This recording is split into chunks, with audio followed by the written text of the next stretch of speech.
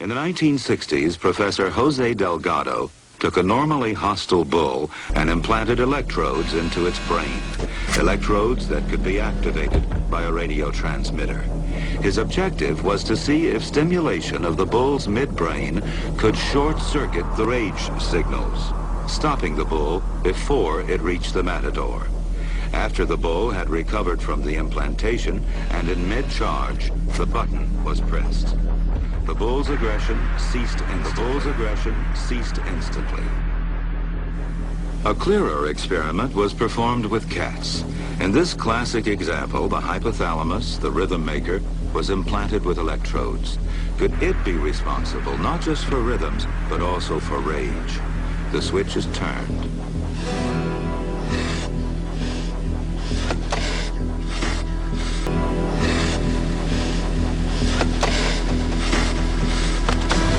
Then the switch is turned on.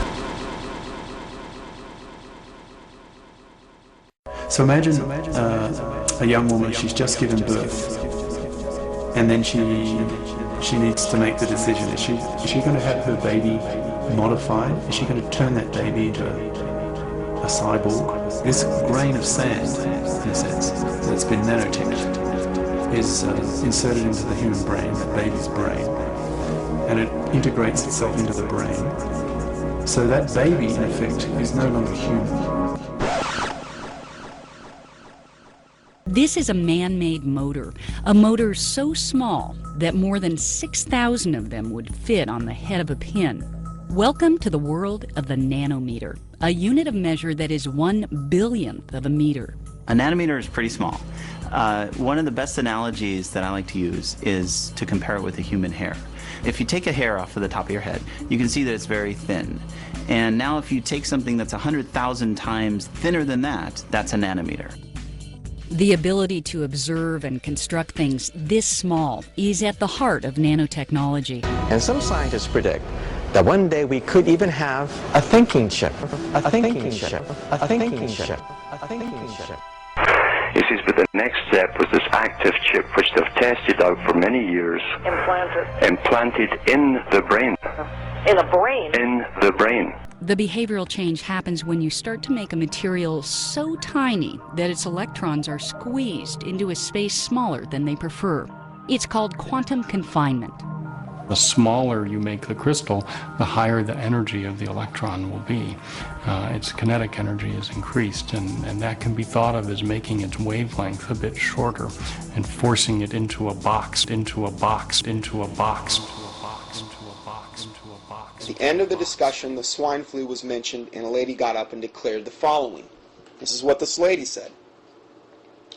A friend of hers works for a pharmaceutical company in Vienna and told her that the swine flu injection needles indeed contain nanoparticles in the very tip of the needle. It was frightening as hell just to read that. I mean, we're barely prepared for microchips in the arm and don't want it.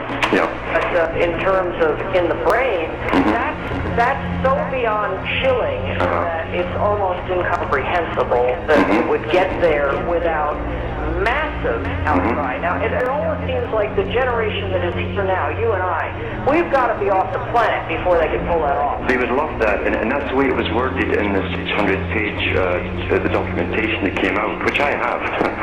I got someone to go into the university's website and get it all before they took it down.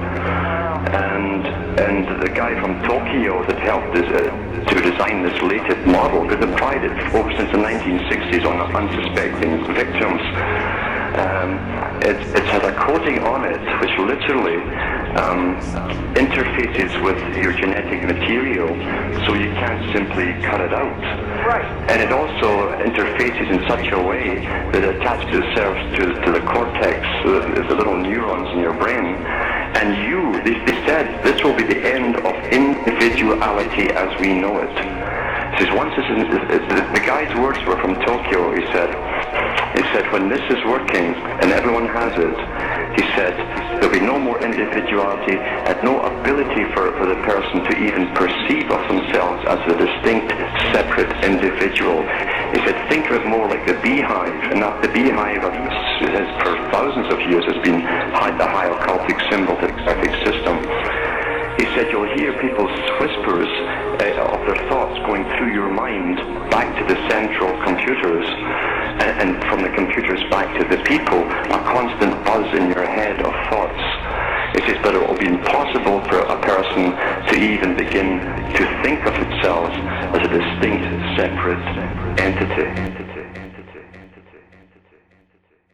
The individual is injected with nanoprobes, microscopic machines which attach themselves to the victim's blood cells and begin to immediately rewrite the victim's DNA.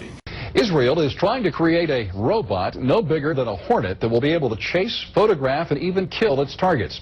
An Israeli newspaper reports the bionic hornet is being developed to fight terrorists. The flying robot will be based on nanotechnology.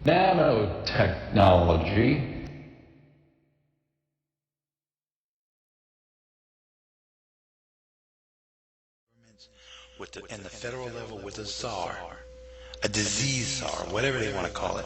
It's going to be the chip czar.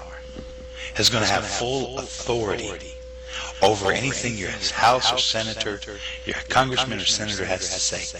Because these are people who cannot be touched.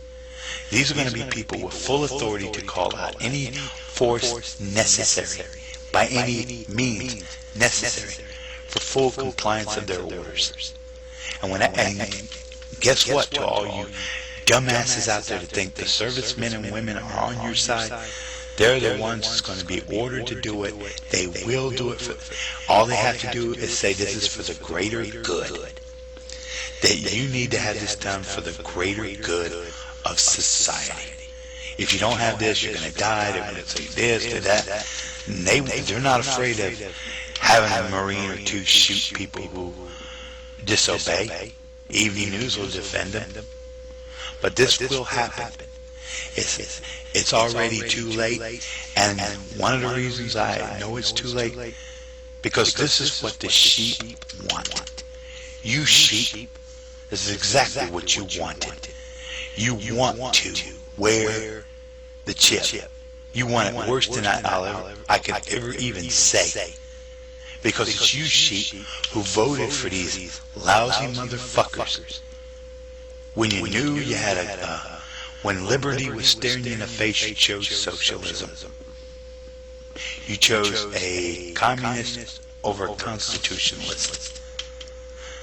You hired a wolf to guard the hen house, and it's all the sheep's fault. You know, a lot of people get mad at me because they think I cut in on the military unmercifully for no reason. No, not nearly as bad as I cut in on all the sheep out there who vote for the leaders, who in turn brainwash these troops to do what? You guessed it. Force something like this down your throat. Oh yeah, you'll accept it. You'll have no choice. But I wonder, sheep, how do you want your chip? Do you want it the easy way, where they just shove it up your ass, or the hard way, where they just shoot it up your ass? We have it till we old, at least that's what I'm told. What I really wanna know is if we really have a soul. My body it controls completely when I dream. What I really wanna know is about the ghost in the machine. You ever hear that little voice in your head, that in the spirit? You have to choose to listen to it if you wanna hear it. It keeps you out of trouble if you learn to take heed. And they say it leaves your body when you die at light speed. I sit in deep thought, thinking about my physical death. There's critical steps you must take with physical flesh. There's people possessed and all these out of body transcendentals. Is it all you're in the flame? Is it all you're in the mental? Our body's just a rental. I hope our soul's eternal. Infernal, external, internal, mind compartmental. All I wanna know is what I have living inside of me. I feel it deep inside, it divides and tries fighting me. Tries inside, violently tries but dies silently. Eyes are wise, finally prime designs. I am me. We have it till we own. At least that's what I'm told. What I really wanna know.